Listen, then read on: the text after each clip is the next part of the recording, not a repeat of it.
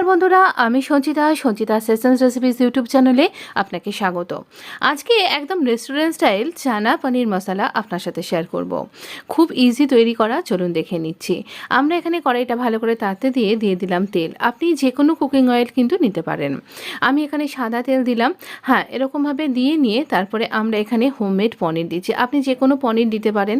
আমি পনির বাড়িতেই বানাই, খুব সফট হয়, ভীষণ ইজি তৈরি করা, আমার পক্ষে এটাই সুবিধার। তো আমি এখানে যেহেতু হোমমেড পনির নিই, তো এটা খুব সফট থাকে, একটুখানি অনেক সময় আটকেও যায়। তো আপনি ইচ্ছা করলে পনিরটাকে ভেজে দিতে পারেন বা আপনি কাঁচাও দিতে পারেন। কিন্তু ভেজে দিলে একটা হালকা টেক্সচার তৈরি হয়, গায়ে লেগে থাকে, ওটা আমার ভীষণ ভালো লাগে বা আমার বাড়ির লোকের। তাই আমি সবসময়তে পনিরটাকে হালকা ভেজে দিই, কখনো কখনো একটু ক্রিস্পি করেও ভেজে দিই রান্নায়। তো আপনি আপনার মতন করে ব্যবহার করুন। এই দেখুন, একদম টাটকা বলে একটু একটু লেগে যায়, এতে কিছু হয় না, এতে আরও বেশি এনহ্যান্স হয়ে যায় টেস্টটা। আর একটুখানি তেল অ্যাড করলাম, দিচ্ছি ড্রাই রেড চিলি, একটা লঙ্কাকে ছিঁড়ে দিয়ে দিলাম, একটা কি দুটো, যেমন ঝাল খাবেন সেরকম দেবেন। একটা তেজপাতাকেও ছিঁড়ে দিয়ে দিয়েছি।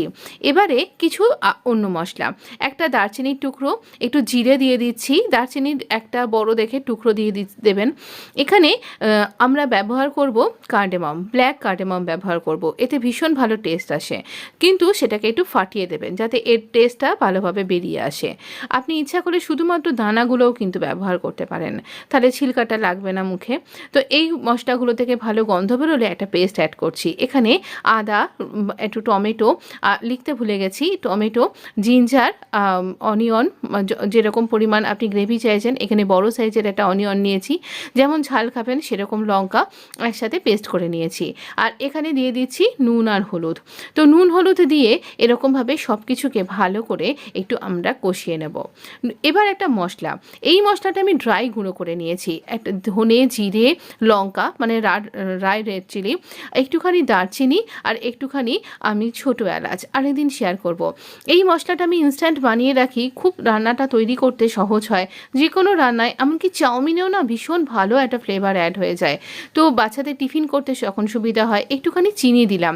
আমি একটু মিষ্টি মিষ্টি রান্না পছন্দ করি, তাই জন্য একটুখানি চিনি দেবো। আর আপনি যদি নাও পছন্দ করেন, সামান্য কয়েক দানা দেবেন, এতে করে টেস্টের একটা ব্যালেন্স ক্রিয়েট হয়। ভালো করে কষিয়ে নেব যতক্ষণ পর্যন্ত না তেলটা ছেড়ে দিচ্ছে। এবার তেলটা ছেড়ে গেছে, আমি এখানে প্রেশার কুক করেছিলাম, বয়েলড চানাটা দিলাম। দেখতেই পাচ্ছেন চানাটা কিন্তু পুরো সেদ্ধ হয়ে গেছে, অথচ দানা দানা হয়ে আছে। এরকমভাবেই সেদ্ধ করবেন, মানে একবারেই ম্যাশড হবে না। তবে আপনি ইচ্ছা করলে এক মুঠো চানাকে ভালো করে একদম পেস্ট মতন করে নিতে পারেন, হাতে চটকে তারপর দিতে পারেন, তাহলে গ্রেভিটা আরও বেশি ঘন ঘন হয়। আরেকদিন না হয় সেভাবে শেয়ার করব। এবার ভাজা পনিরগুলো দিয়ে দিলাম। এবার যতখানি গ্রেভি চাইছেন সেই মতন একটুখানি ফুটিয়ে নিন। দেখলেন তো কত ইজি। বাড়িতে গেস্ট আসছে, যদি আপনি খবর পাচ্ছেন, সঙ্গে সঙ্গে চানাটা বয়েল করতে দিয়ে দিন, বা যদি চানা ভেজানো থাকে তাহলে বয়েল করতে দিয়ে দিন। চানা যদি আপনি গরম জলে একটু ভিজতে দেন, তাহলে খুব তাড়াতাড়ি কিন্তু ভিজে ফুলে উঠবে। তো চলুন এবার সার্ভ করি। আপনি কী কী দিয়ে সার্ভ করতে পারেন বলুন তো? এই চানার সাথে ভাটুরে এই ব্যাপারটাই ভালো জমে যদিও, তবে আপনিও যদি আমার মতন ডিপ ফ্রাইড খাবার খেতে পছন্দ না করেন বা খাবার কোনো অসুবিধা থাকে, তাহলে আপনি রুটি, জিরা রাইস, যেরকম পোলাওয়ের রেসিপিগুলো আছে, বা আপনি হোয়াইট পনির দিয়ে পোলাও, হোয়াইট পোলাও, এগুলো দিয়েও কিন্তু খুব ভালো লাগবে। আমার তো রুটি দিয়েও খেতে খুব ভালো লেগেছিল। অবশ্যই ট্রাই করবেন। আর যদি ভিডিওটা ভালো লেগে থাকে, এই ধরনের ভিডিও চাইছেন আমার কাছে, এটা আমি জিঞ্জার জুলিয়ান দিয়ে সার্ভ করলাম, তাহলে অবশ্য করেই ভিডিওটাতে লাইক দিতে ভুলবেন না, আর সাবস্ক্রাইব করে নোটিফিকেশানটা অন করতে ভুলবেন না।